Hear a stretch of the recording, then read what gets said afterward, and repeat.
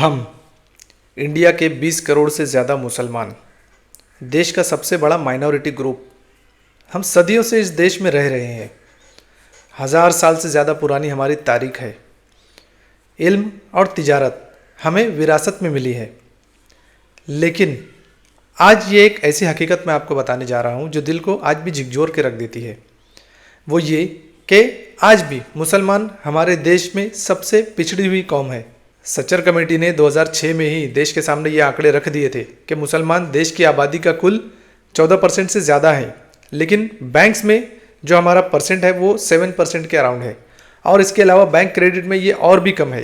It is around 4.7% something है। इसका मतलब क्या हो सकता है कि पुरानी सरकारों ने जो गलतियाँ की आज हम उसके ऊपर बात करने नहीं आए हैं। आज मैं आपसे ये बात करना चाहता हूँ कि इन सारे आंकड़ों को मद्देनज़र रखते हुए अब आगे हमें क्या करना चाहिए, क्योंकि अल्लाह का दीन इस्लाम ये दुनिया का सबसे पहला एक कंप्लीट फाइनेंशियल सिस्टम है, और इसका ब्लूप्रिंट मेरे पास है जो मैं आज आप सब लोगों के साथ में शेयर करने वाला हूँ। तो ये वीडियो आपकी ज़िंदगी बदल सकता है, बशर्त आप इस वीडियो को पूरा आखिर तक देखें। शुरू करने से पहले एक ज़रूरी बात, इस वीडियो में दी गई जानकारी सिर्फ एजुकेशन और अवेयरनेस के लिए है। इन्वेस्टमेंट करना मार्केट रिस्क के अधीन है, इसीलिए कोई भी कदम उठाने से पहले सारे ऑफर लेटर्स और डॉक्यूमेंट्स ध्यान से पढ़ें और अपने फाइनेंशियल एडवाइज़र से मशवरा ज़रूर करें। वीडियो में आगे बढ़ने से पहले मैं बस आपसे एक बात कहना चाहूँगा कि अगर आप वाकई में अमीर बनना चाहते हैं तो आपके लिए सबसे पहले ये जानना ज़रूरी है कि वेल्थ इंडेक्स में आप इस वक्त कहाँ पर खड़े हैं।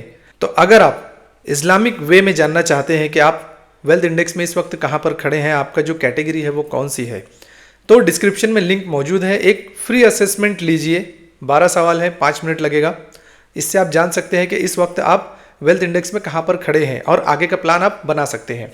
साथ ही साथ चैनल को सब्सक्राइब कर लीजिए और वीडियो को लाइक एंड शेयर कीजिए। तो सबसे पहले ना एक गलत फहमी दूर करते हैं, एक ऐसी गलत फहमी जो हमारे घर में बसी हुई है। आप में से कितने लोग ऐसे हैं जो बचपन से ये सुनते हुए बड़े हुए हैं कि पैसे के पीछे मत भागो, दुनिया की हवस करना बुरी बात है, या गरीब रहना ही बुजुर्गों की निशानी है। तो भाई देखो, ये इस्लाम नहीं है, ये हमारी खुद की सोच है जो बरसों से हमें गरीब बनाकर रखी हुई है। कुरान मजीद में अल्लाह ताला इरशाद फरमाता है कि इस दुनिया से अपना हिस्सा लेना मत भूलो, यानी अल्लाह ताला खुद फरमाता है कि इस दुनिया से अपना हिस्सा लो। हज़रत बीबी खदीजा रज़ी अल्लाह ताला अन्हा एक बहुत ही मशहूर बिजनेस वूमन थी और काफ़ी अमीर शख्स थी, और हज़रत अब्दुर्रहमान बिन औफ रज़ी अल्लाह ताला अन्हु सहाबा कराम में सबसे अमीर सहाबी थे, और उन्होंने अपने पैसे से इस्लाम के लिए काफ़ी खर्च किया और इस्लाम की बहुत मदद की। तो दौलत बुरी चीज़ नहीं है, दौलत दुनिया में एक बहुत बड़ा टूल है अगर आप उसे हलाल तरीके से कमाओ और उसे अल्लाह की राह में खर्च करो। तो पहला स्टेप क्या है? देखो, दौलत का ख्वाब देखना बुरी बात नहीं है, दौलत का ख्वाब देखो, लेकिन बुरा ये है कि आप सिर्फ ख्वाब ही देखते रहो, आप नींद से उठो ही मत और उस ख्वाब को पूरा करने के लिए कोशिश ही ना करो। अब बात करते हैं कुछ हकीकत की। तो जानते हैं कि हम लोग पीछे क्यों हैं। इसकी 4 वजूहात हैं, मैं एक एक करके आपको बताता हूँ। तो देखो, सबसे पहली वजह जो है ना वो तालीम की कमी है। सच्चर कमेटी ने ये बता दिया कि जो प्रोफेशनल एजुकेशन है उसमें हमारे मुसलमान जो हैं वो काफ़ी पीछे हैं। हमारे बच्चे कॉरपोरेट में ये आंकड़े 2006 में 2.6% थे, जो कि अब काफ़ी बेहतर हुआ है, लेकिन स्टिल हमें और मेहनत करनी है। इसकी ना एक वजह यह भी हो सकती है कि हम ज़्यादातर ना मदरसों के ऊपर डिपेंड होते हैं। अब मैं ये नहीं कह रहा हूँ कि बच्चों को मदरसे में भेजना गलत है, दीनी तालीम जो है वो हर मुसलमान के ऊपर फ़र्ज़ है, उसे तो हासिल करना ही है, लेकिन साथ ही साथ हम दुनिया को तो नहीं छोड़ सकते, दुनियावी तालीम हासिल करना भी हमारे लिए बहुत ज़्यादा ज़रूरी है। दूसरी वजह यह है कि सूद से डर।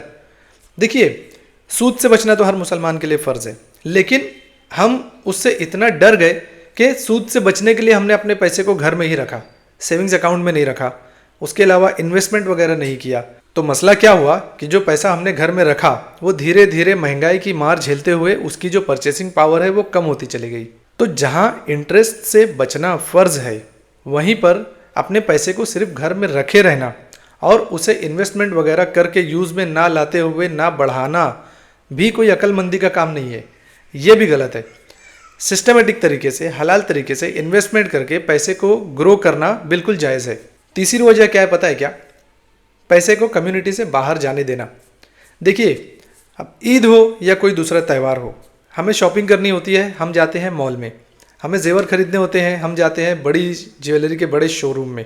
ग्रोसरीज वगैरह खरीदनी होती है, हम जाते हैं सुपरमार्केट में। तो जब भी हम खर्च करते हैं ना, तो पैसा जो है वो कम्युनिटी के बाहर जाता है।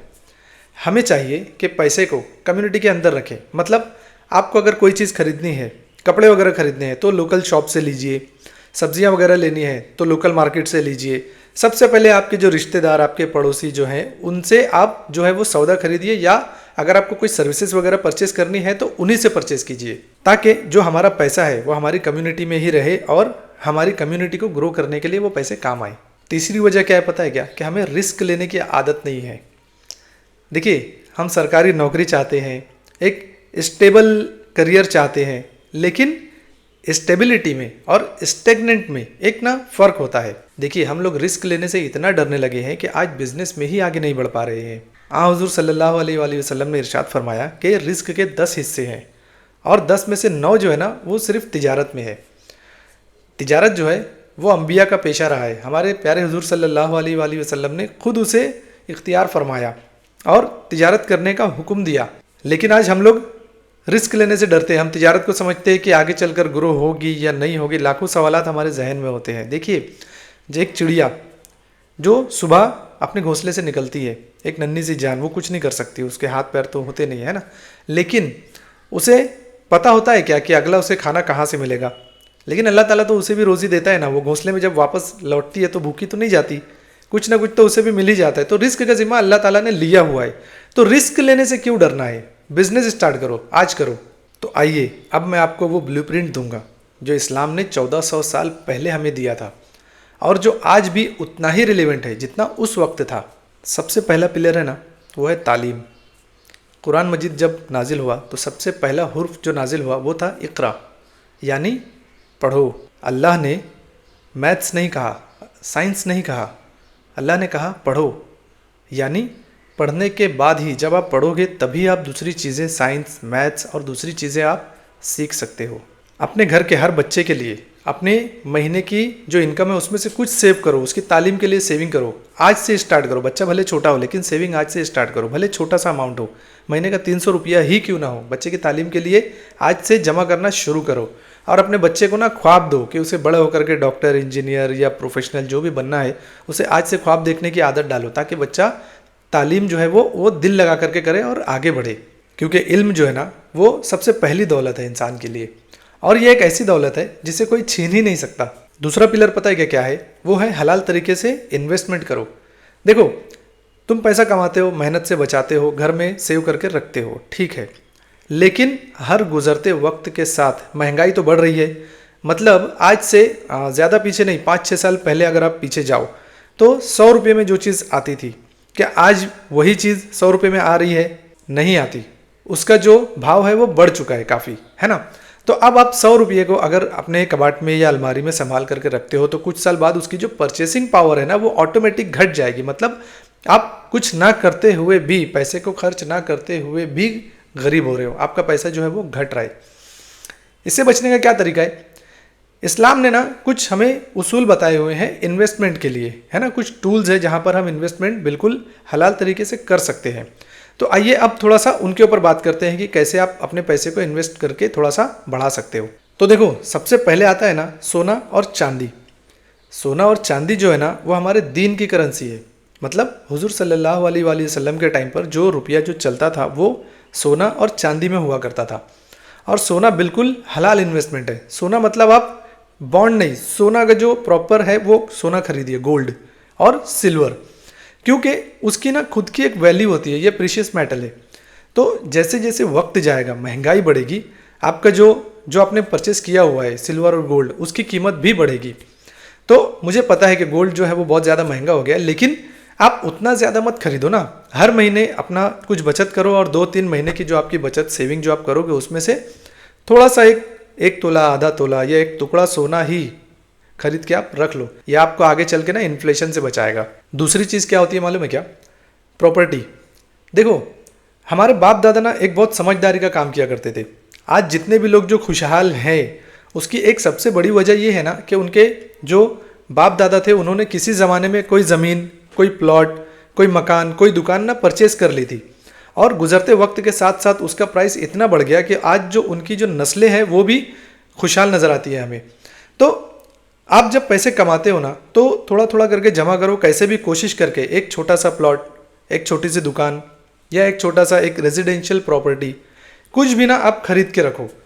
गुजरते वक्त के साथ साथ इसका जो प्राइस है ना वो बढ़ता ही जाएगा, क्योंकि दुनिया में लोग बढ़ रहे हैं लेकिन जो ज़मीन है वो तो उतनी है ना। और अगर आप कोई ऐसी प्रॉपर्टी खरीदते हो जहाँ से आपको हर महीने रेंट भी मिलता रहे, तो ये आपके लिए उस प्रॉपर्टी की कंपाउंडिंग के साथ साथ एक अच्छी साइड इनकम भी हो सकती है। तो कोशिश करें कि विदाउट लोन, बैंक से लोन लिए बगैर जो है वो प्रॉपर्टी में इन्वेस्ट कीजिए। या बहुत सारी आज ऐसे इदारे हैं जो इंटरेस्ट फ्री लोन वगैरह इन सब चीज़ों के लिए प्रोवाइड करते हैं, तो उनसे कांटेक्ट करके आप एक प्रॉपर्टी में भी इन्वेस्ट कर सकते हो। उसके बाद में ना देखो, आप अगर खुद से आपके अंदर डिसिप्लिन नहीं है कि आप पैसे जमा नहीं कर पाते हो ना, तो हमारे मुस्लिम एरियाज़ में ना एक बहुत अच्छा सिस्टम चलता है जिसे हम लोग ना बिस्सी कहते हैं। तो ये हर मुस्लिम एरिया में चलता है और ये बिल्कुल हलाल है, बिल्कुल इस्लाम के जो उसूल हैं उनके हिसाब से बिल्कुल फिट बैठता है। तो आप अपने एरिया में देखो, अगर नहीं है तो अपने ट्रस्टेड 8-10 लोगों को लेकर के बिस्सी शुरू करो। बिस्सी क्या होती है कि कुछ लोग मिल करके एक ग्रुप बनाते हैं और सारे लोग मिल करके थोड़ा कुछ अमाउंट जो तय होता है वो हर महीने या 15 दिन या जैसा भी डिसाइडेड होता है वैसे जो है एक पूल बना करके उसमें जमा करते हैं, एक इंसान के पास जमा करते हैं उसको, है ना। फिर जब वो उसका एक अमाउंट बन जाता है तो वो पूरा अमाउंट उठा करके एक बंदे को दे दिया जाता है। फिर उसके अगले जो डेट आती है उसमें फिर सारे लोग जमा करते हैं और फिर उतना ही अमाउंट होने के बाद में वो एक दूसरे शख्स को मिल जाता है।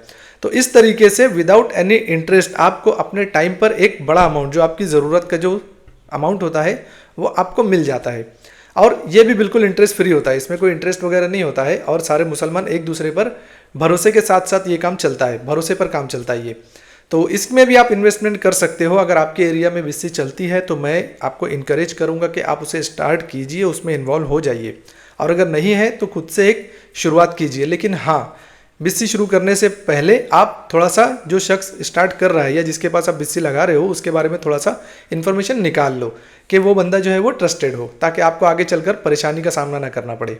उसके बाद में आता है देखो कर्जे हंसना, मतलब इंटरेस्ट फ्री लेंडिंग। मतलब आपके पास कुछ पैसे हैं और आपके रिश्तेदारी में, पड़ोस में या आपके दोस्त यार में अगर किसी को ज़रूरत पड़ जाती है तो आप विदाउट एनी इंटरेस्ट उसकी हेल्प करने के लिए उसको पैसे दो।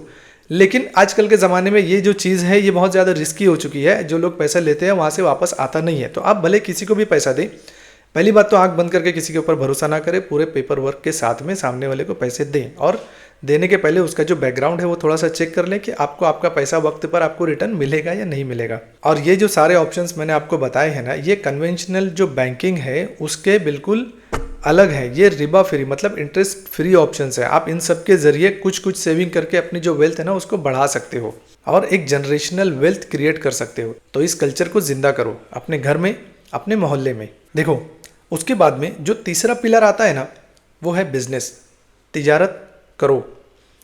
तिजारत जो है ना वो हमारे नबी सल्लल्लाहु अलैहि वसल्लम का पेशा है। जैसा कि मैंने वीडियो के स्टार्ट में बताया कि हुजूर सल्लल्लाहु अलैहि वसल्लम ने इरशाद फरमाया कि अगर आप रिस्क के 10 हिस्से कर दो, मतलब दुनिया में जितना भी रिस्क है उसके 10 हिस्से करोगे ना, तो उसमें से 9 हिस्सा जो है ना वो सिर्फ तिजारत में है और 1 हिस्सा बाकी सब में।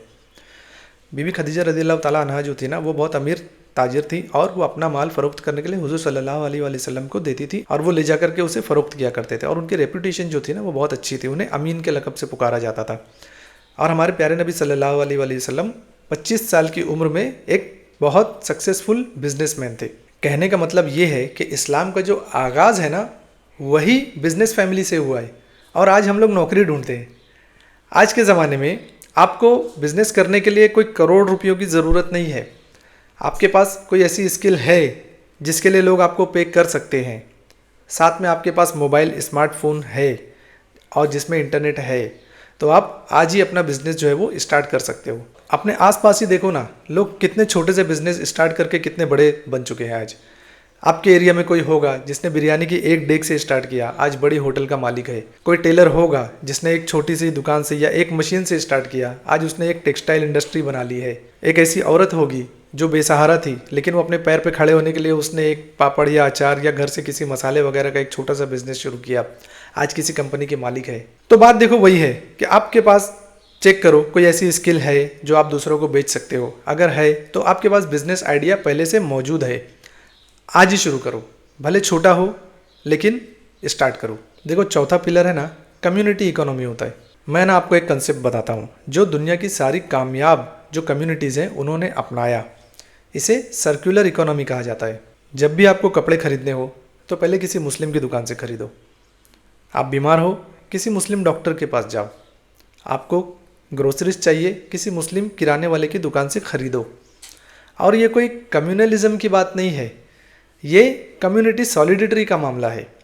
यानी देखो मैं क्यों मुसलमान कह रहा हूँ कि सच्चर कमेटी ने तो बता दिया कि हम तो ऑलरेडी पिछड़े हुए हैं, तो हम ये चाहते हैं कि जो पिछड़े हुए हैं उन्हें ऊपर ला करके कौमी धारे में शामिल किया जाए, तरक्की की जाए।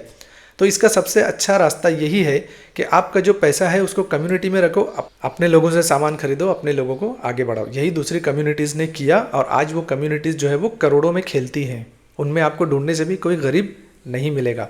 देखो अगर हमारा पैसा हमारे मोहल्ले में ही रहे, हमारे मोहल्ले में ही सर्कुलेट करे, तो हमारा मोहल्ला ही अमीर बनेगा, है ना। इस्लाम का भी यही उसूल है। ज़कात क्या है, सदका क्या है, फितरा क्या है, यही चीज़ है कि पैसा एक जगह जमा होकर के ना रहे, वो मार्केट में सर्कुलेट करता रहे। जब वो सर्कुलेट करता रहेगा तो ऑटोमेटिकली जो प्रॉस्पेरिटी है वो आएगी इंशाल्लाह। पांचवा जो पिलर है ना वो है ज़कात और सदका। ये जो है ना इस्लाम का एक अजीब उसूल है, ये समझ में नहीं आता, लेकिन आप खुद सोचो कि पैसा देने से बढ़ता है, अल्लाह की राह में आप खर्च करोगे वो आपको बढ़कर मिलेगा। हदीस शरीफ है कि सदका देने से माल में कमी नहीं आती और इसी पर हमारा अल्हम्दुलिल्लाह ईमान है। तो 2.5% हर साल जो आपके पूरे माल का जो निसाब बनता है उस पर आप ज़कात निकालिए, सदका दीजिए, क्योंकि वही जो मैंने वीडियो में कहा कि माल जो है वो सर्कुलेट होगा, पैसा सर्कुलेट होगा मार्केट में और पूरी कम्युनिटी जो है वो तरक्की करेगी। और हम सिर्फ सही तरीके से अगर ज़कात, सदका, वक्फ इसका सही तरीके से यूज़ करने लगे ना तो आप देखेंगे कि कुछ ही सालों में हमारी कम्युनिटी जो है वो एक तरक्की याफ्ता कौम बन जाएगी। हमें किसी एनजीओ की या किसी बाहरी इदारे की ज़रूरत ही नहीं पड़ेगी। हमारे पास खुद इतना टैलेंट है, रिसोर्सेस हैं कि हम लोग आराम से तरक्की कर सकते हैं। अब ना मेरी बात को सुनो और ध्यान से सुनो। हम लोग ना शिकायत बहुत ज़्यादा करते हैं कि गवर्नमेंट ने हमारे साथ में गलत किया, सिस्टम ने हमें रोक दिया, हमारे जो हालात हैं वो साजगार नहीं थे। तो मैं ये नहीं कह रहा हूँ कि ये सब बात गलत है। चलो एक टाइम मान लिए कि सब बात अपनी सही, हमारे हालात भी सही नहीं थे, गवर्नमेंट ने भी किया, हमारे साथ जुल्म भी हुआ, सब कुछ मान लेते हैं। लेकिन क्या आप अपनी ज़िंदगी किसी और के हाथ में देना चाहते हो? क्या आप आज से जो अगला 10 साल है, 10 साल बाद भी आप यही शिकायत करना चाहते हो? देखो अल्लाह ताला कुरान शरीफ में इरशाद फरमाता है कि अल्लाह ताला उस कौम की हालत को नहीं बदलता जो कौम खुद अपनी हालत बदलना नहीं चाहती। तो आज से शिकायत बंद करो, मेहनत करो और पहले से ज़्यादा मेहनत करो। सुबह उठना, नमाज़ पढ़ना, कोई नई स्किल सीखना, कोई नया बिजनेस स्टार्ट करना, किसी बच्चे को तालीम हासिल करने में हेल्प करना, इन्वेस्टमेंट करना, थोड़ा थोड़ा ही सही, सोना खरीदो, प्रॉपर्टी खरीदो, किसी बिजनेस में इन्वेस्टमेंट करो, ज़कात सदके वगैरह वक्त पर अदा करना, किसी मुस्लिम दुकानदार से सामान खरीदना, कर्ज हसना के ज़रिए किसी ज़रूरतमंद की मदद करना। तो हमें तरक्की करने के लिए ना देखो कोई बहुत बड़ा इनकलाब नहीं चाहिए, हमें ना डिसिप्लिन चाहिए। और डिसिप्लिन कौम की जब हम बात करते हैं तो हमसे ज़्यादा डिसिप्लिन किसके पास हो सकता है? 5 वक्त की नमाज़ पढ़ना, अपने फ़राइज़ वक्त पर अदा करना, हर साल ज़कात निकालना, हज पर जाने के लिए पूरी ज़िंदगी जो है वो थोड़ा थोड़ा करके पैसे जमा करना। तो डिसिप्लिन तो हमारे अंदर अल्हम्दुलिल्लाह ऑलरेडी है। ज़रूरत है कि उस डिसिप्लिन को बाहर ला करके दुनियावी चीज़ों में भी उसी तरीके से डिसिप्लिन का मुजाहरा करना जिस तरीके से हम नमाज 5 वक्त की पढ़ते हैं। अब मैं वीडियो ख़त्म करने के पहले ना आपको सिर्फ 5 चीज़ देता हूँ जो आप कल से स्टार्ट कर सकते हो। कोई बैंक नहीं, कोई सूद नहीं, कोई कन्फ्यूजन नहीं, एकदम क्लियर कट 5 रास्ते आपको कल से शुरू करने हैं, 5 काम। सबसे पहले इमरजेंसी फ़ंड जमा करो। मैं मेरे हर वीडियो में कहता हूँ कि आपकी जैसे ही इनकम आती है ना, आप पूरे महीने का एक हिसाब करो, आप अपनी बजटिंग स्टार्ट करो, देखो कि तुम्हारा पैसा कहाँ जा रहा है। जब आपको ये पता रहेगा कि आपका पैसा कहाँ जा रहा है तो आप उसमें से थोड़ा थोड़ा कट आउट करके अपना एक इमरजेंसी फ़ंड कम से कम अगले 1 महीने का जो है ना वो फंड जो है उसको घर में रखो, अलग तरीके से सेफ जगह पर रखो। 2 नंबर इन्वेस्टमेंट करो, सोना खरीदो, चांदी खरीदो, हर महीने खरीदो, भले थोड़ा खरीदो, हर महीने नहीं, 2 महीने 3 महीने, अगर आपकी इनकम कम है तो 2-3 महीने में एक बार, लेकिन सोना ज़रूर खरीदो, चांदी ज़रूर खरीदो। ये प्रीशियस मेटल्स में आते हैं, ये अपनी खुद की वैल्यू रखते हैं, ये आपको आगे चल के महंगाई से बचाएंगे। तीसरा रास्ता है बिस्सी, जो मैंने बताया बिस्सी स्टार्ट करो, अपने एरिया में देखो, अगर नहीं है तो खुद से स्टार्ट करो, आज से ही स्टार्ट करो। चौथा है अपने एरिया के दुकानदार से खरीदो, अगर नहीं खरीदते थे आज से शुरू करो, अपने मोहल्ले का पैसा अपने मोहल्ले में रखो। 5वां अपनी ज़कात का हिसाब करो और हर साल जो है ना अपनी ज़कात को वक्त पर अदा करो। मैं ना जाते जाते बस एक बात आपसे कहना चाहता हूँ कि देखो हमारे माँ बाप ने ना बहुत मुश्किलात झेली, बहुत मेहनत की, बहुत सारी कुर्बानियाँ दी, तो हम उनका एहसान उसी वक्त अदा कर सकते हैं जब हम उनकी आने वाली नस्लों को एक अच्छी ज़िंदगी दें, एक अमीर सोसाइटी बनाएं। हमारे बच्चों को उन सब चीज़ों के लिए लड़ना ना पड़े, छोटी छोटी चीज़ों के लिए, जिन चीज़ों के लिए कभी हम लड़ा करते थे। इस दुनिया में ना दौलत कमाना कोई कामयाबी नहीं है, लेकिन दौलत जो है ना वो एक टूल है, एक ज़रिया है इज़्ज़त से जीने का, अपने दीन पर अमल करने का, अपने लोगों की मदद करने का। हदीस शरीफ में है कि लोगों में सबसे बेहतर वो है जो लोगों के काम आए। अमीर बनो ताकि अच्छे से जी सको, अमीर बनो ताकि दूसरों के काम आओ, अमीर बनो ताकि अपने पैसे को किसी अच्छी जगह पर खर्च कर सको, किसी ज़रूरतमंद के काम आ सको। अमीर बनो ताकि आपकी औलाद को किसी के आगे हाथ ना फैलाना पड़े। और अगर मेरी बात आपको समझ में आई तो इस वीडियो को शेयर करो, अपने दोस्त के साथ शेयर करो, अपने पड़ोसी के साथ शेयर करो, अपने दूसरे कॉन्टैक्ट्स में शेयर करो, क्योंकि ये मैसेज सिर्फ आपके लिए नहीं है। मेरा मकसद है कि हमारी पूरी कम्युनिटी को अपलिफ्ट करना, एक डेवलप्ड कम्युनिटी बनाना मेरा मकसद है। तो इस मकसद में आप लोग भी मेरा साथ दो और जितना हो सके इस वीडियो को शेयर करो। और आपके जो भी कमेंट्स हैं आप कमेंट सेक्शन में कमेंट करो, मैं खुद इंशाल्लाह सारे कमेंट्स रीड करके रिप्लाई करूँगा। और फ्री असेसमेंट अगर आपको लेना है तो डिस्क्रिप्शन में लिंक मौजूद है, वहाँ पर जा करके आप अपना 5 मिनट लगा करके पता करो कि वेल्थ इंडेक्स में आप कहाँ पर इस वक्त खड़े हो। अस्सलाम वालेकुम।